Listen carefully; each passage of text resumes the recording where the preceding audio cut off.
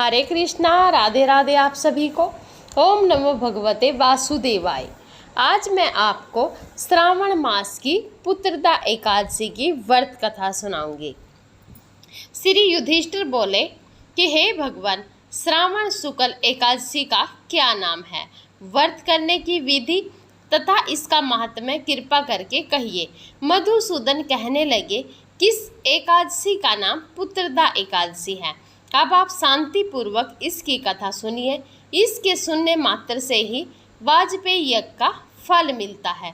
द्वापर युग के आरंभ में मसीमती नाम की एक नगरी थी, जिसमें महीजीत नाम का एक राजा राज्य करता था। लेकिन पुत्रहीन होने के कारण राजा को राज्य सुखदायक नहीं लगता था। उसका मानना था कि जिसके संतान ना हो, उसके लिए यह लोक और परलोक दोनों ही दुखदायी होते हैं। पुत्र सुख की प्राप्ति के लिए राजा ने अनेक उपाय किए, परंतु राजा को पुत्र की प्राप्ति नहीं हुई। वृद्धा अवस्था आदि देखकर राजा ने प्रजा के प्रतिनिधियों को बुलाया और कहा, हे प्रजाजनों, मेरे खजाने में अन्याय से उपार्जन किया हुआ धन नहीं है। न मैंने कभी देवताओं तथा ब्राह्मणों का धन छीना है। किसी दूसरे की धरोहर भी मैंने नहीं ली। प्रजा को पुत्र के समान पालता रहा। मैं अपराधियों को पुत्र तथा बांधवों की तरह दंड देता रहा। कभी किसी से घृणा नहीं की, सबको समान माना है। सज्जनों की सदा पूजा करता हूँ। इस प्रकार धर्म युक्त राजा करते हुए भी मेरे पुत्र नहीं है, सो मैं अत्यंत दुख पा रहा हूँ। इसका क्या कारण है। राजा महीजीत की इस बात को विचारने के लिए मंत्री तथा प्रजा के प्रतिनिधि वन को गए। वहां बड़े बड़े ऋषि मुनियों के दर्शन किए। राजा की उत्तम कामना की पूर्ति के लिए किसी श्रेष्ठ तपस्वी मुनि को देखते फिरते रहे। एक आश्रम में उन्होंने एक अत्यंत वयोवृद्ध धर्म के ज्ञाता, बड़े तपस्वी, परमात्मा में मन लगाए हुए निराहार, जितेंद्रियां, जितात्मा, जित क्रोध, सनातन धर्म के गूढ़ तत्वों को जानने वाले, समस्त शास्त्रों के ज्ञाता महात्मा लोमस मुनि को देखा, जिनका कल्प के व्यतीत होने पर एक रोम गिरता था। सब ने जाकर ऋषि को प्रणाम किया। उन लोगों को देखकर मुनि ने पूछा कि आप लोग किस कारण से आए हैं। निसंदेह मैं आप लोगों को हित करूंगा। मेरा जन्म केवल दूसरों के उपकार के लिए हुआ है, इसमें संदेह मत करो। लोमस ऋषि के ऐसे वचन सुनकर सब लोग बोले, हे महर्षि, आप हमारी बात जानने में ब्रह्मा से भी अधिक समर्थ हैं, अतः आप हमारे इस संदेह को दूर कीजिए। महिषीमतीपुरी का धर्मात्मा राजा महीजीत प्रजा का पुत्र के समान पालन करता है, फिर भी वह पुत्रहीन होने के कारण दुखी है।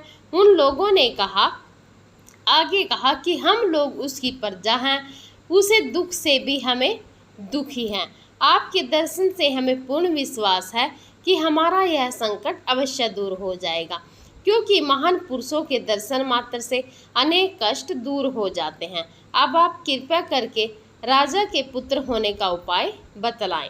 यह वार्ता सुनकर ऋषि ने थोड़ी देर के लिए नेत्र बंद किए और राजा के पूर्व जन्म का वृत्तांत जानकर कहने लगे कि यह राजा पूर्व जन्म में एक निर्धन वैश्य था। निर्धन होने के कारण इसने कई बुरे कर्म किए। यह एक गांव से दूसरे गांव व्यापार करने जाया करता था। एक समय ज्येष्ठ मास के शुक्ल पक्ष की द्वादशी के दिन मध्याह्न के समय जबकि वह 2 दिन से भूखा प्यासा था, एक जलाशय पर जल पीने गया। उसी स्थान पर एक तत्काल की ब्याही हुई प्यासी गौ जल पी रही थी। राजा ने उस प्यासी गाय को जल पीते हुए हटा दिया और स्वयं जल पीने लगा। इसलिए राजा को यह दुख सहना पड़ा। एकादशी के दिन भूखा रहने से वह राजा और प्यासी गौ को जल पीते हुए हटाने के कारण पुत्र वियोग का दुख सहन करना पड़ रहा है। ऐसा सुनकर सब लोग दुख सहन कर रहे थे। ऐसा सुनकर सभी कहने लगे कि हे ऋषि, शास्त्रों में पापों का प्रायश्चित भी लिखा है, अतः जिस प्रकार राजा का यह पाप नष्ट हो जाए, आप ऐसा उपाय बतलाइए। लोमस मुनि कहने लगे कि श्रावण शुक्ल पक्ष की एकादशी को, जिसे पुत्रदा एकादशी भी कहते हैं, तुम सब लोग व्रत करो और रात्रि को जागरण करो, तो इससे राजा का यह पूर्व जन्म का पाप अवश्य नष्ट हो जाएगा, साथ ही राजा को पुत्र की अवश्य प्राप्ति होगी। लोमस ऋषि के ऐसे वचन सुनकर मंत्रियों सहित सारी प्रजा नगर को वापस लौट आई और जब श्रावण शुक्ल एकादशी आई तो ऋषि की आज्ञा अनुसार सब ने पुत्रदा एकादशी का व्रत और जागरण किया।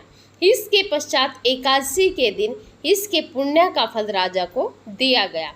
उस पुण्य के प्रभाव से रानी ने गर्भ धारण किया और प्रसव काल समाप्त होने पर उसके एक बड़ा तेजस्वी पुत्र उत्पन्न हुआ।